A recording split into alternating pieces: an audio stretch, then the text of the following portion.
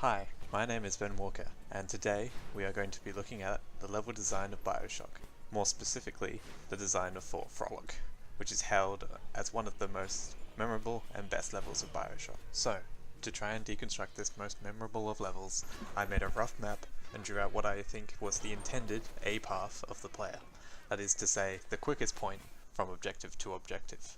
And from that, I'm going to identify what enticed me to play the way that I did. We start by looking at the first section that you come across. As soon as you leave, it's a straight path to your destination, the Rapture City Metro. It is here where you meet Sander Cohen, the madman and the artist. It is at that point you realize that all is not what it seems. So say goodbye to those two blowhards, and hello to an evening with Sander Cohen. As you leave, it is apparent that things have changed. There is traps everywhere. The traps encourage the player to go out into the large open space on the left. It is here that you get attacked from above from spider slices. I was just getting warmed up!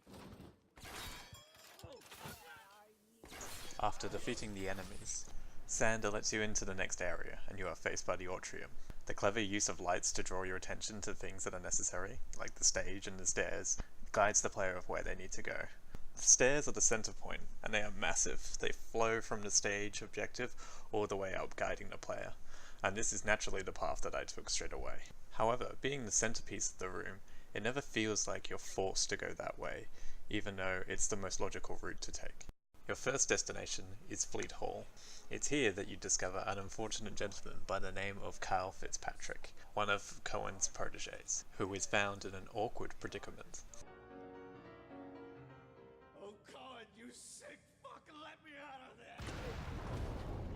After his untimely demise, Sander asks you to take a photo of him, and this sets the scene for the next three proteges, in which you find the new areas, discover the bad guys, kill them, and take photos of them. Even though Sander is giving you goals, the level still guides you by the way that it flows. You are directed back to the stage to place the photo of Cal Fitzpatrick. After placing the photo on the stage, the next area opens, Poseidon Plaza. The compass that normally guides you to objectives at this point now disappears. You still have the objective to find the next two proteges and kill them. However, this section is more about the exploration of the environment and stumbling upon the bosses as you go, which is great because the explorer and hoarder in me wants to look in every area before I leave. Massive neon signs help guide the player, and the layout is constructed to be like a shopping mall. You have a main central area of the mall in which you can explore little side shops, and then you move back to a familiar place, helping to guide the player and not disorientate them. Also, something I discovered was there's more directories in every area, giving you a rough layout of what the map is like. As soon as you enter Poseidon Plaza, the spotlight enforces the enemies that you'll be facing again. After you have finished defeating them, the spotlight shines onto you. For now, you are the star of the show. From now on, it's your choice on which rooms that you want to enter and where you want to go. I decided to go to the first room that I saw. It was my intent to clear each room as I came to it. While the pacing and the level design is fairly straightforward, the developers tried to slow down the player and disorientate them through the enemies in the level. The spider splices crawl along ceilings and jump on you, surprising the player from the darker corners of the plaza, keeping the player on edge while exploring the environment. One of the things I really liked about the level design is that when you killed each protege that you didn't have to take back the photo back to the stage each time. You could collect them all before returning.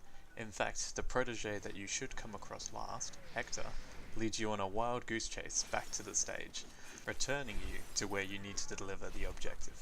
And what I mean by the protege that you should come across last is that the developers have put them at the very back of the level, making it longest distance to get to, and therefore most likely as the last area that you would check.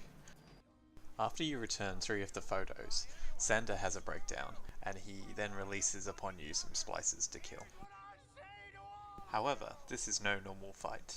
The music is Tchaikovsky's Waltz of the Flowers, and the enemies coming at you have really low health, so they normally only take 1 hit to kill. It makes you feel like you're involved in some sort of dance, timing your shots to the music.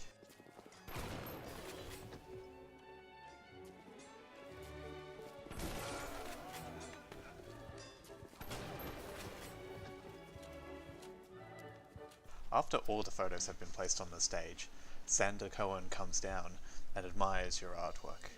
He is one of the few characters that doesn't attack you. or is not hidden behind some sort of glass. At the end of the level, they leave you with a moral choice. You can kill him or you can leave.